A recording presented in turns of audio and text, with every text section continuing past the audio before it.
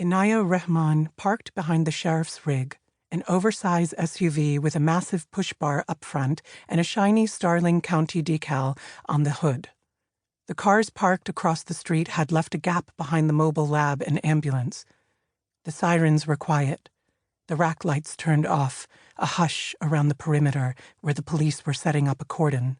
She slid out of her car neatly, her Denver police badge conspicuous on the waistband of her slacks. As a detective, she was not in uniform, dressed formally in a sharp blue blazer and a button-to-the-throat white blouse. She had to be.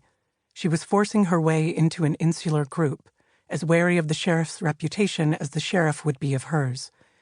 The Community Response Unit of the DPD was about as popular with law enforcement here as police oversight had been in Chicago, her former placement.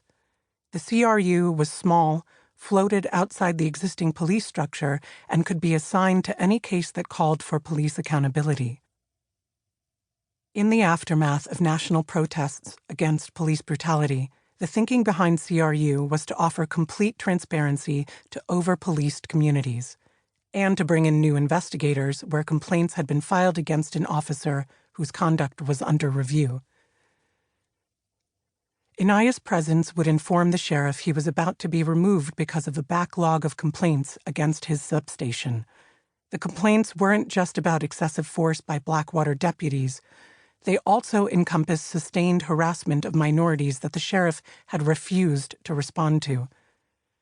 He'd object to being taken off the case, and he'd probably resist.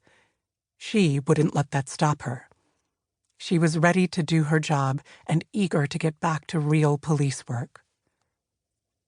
For the past few months, she'd been working on community outreach, visiting expos and fairs, talking to students and local council members to get a feel for how effectively the police were serving the public.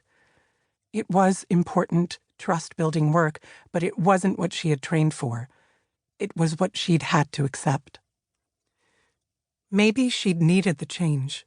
Events at her past placement had led to the collapse of a case of national importance, followed by a very public breakdown. The fallout had caused her to flee to Denver, but now she was growing impatient with the downgrading of her duties, eager to put her skills to use. Enough of being condescended to. Enough of being overlooked. She straightened a seam on her blouse, her shoulders back, her chin raised. She couldn't undo past mistakes. She could only use what she'd learned to move forward. This was a new city, a new job, a chance for her to start again.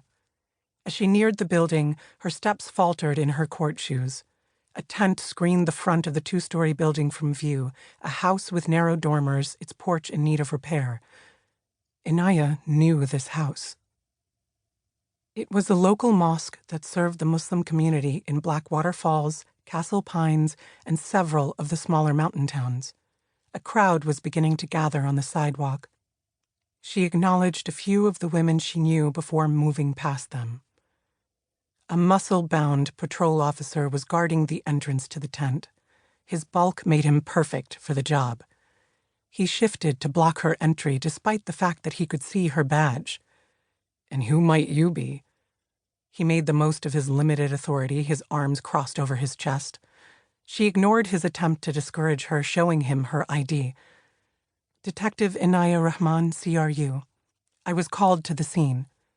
His ID was obscured, or she'd have used his name to emphasize his lack of courtesy. He scowled down at her, crowding her a little. "I'm not sure the sheriff would feel the need to call you." He was right, but she wasn't going to tell him she was here to take over. Instead, she countered, "I'm not sure why you're standing in my space." She did know why, of course. She was young, female, and dark-skinned, a newcomer or an outsider, depending on how he saw her. He'd rely on that, boxing her in, and ignore the fact she outstripped him in rank if she gave him any leeway. "If you're in any doubt, please call the sheriff, or you can check with Lieutenant Seif, the head of community response. He knows Sheriff Grant." "I'll wait while you confirm his orders."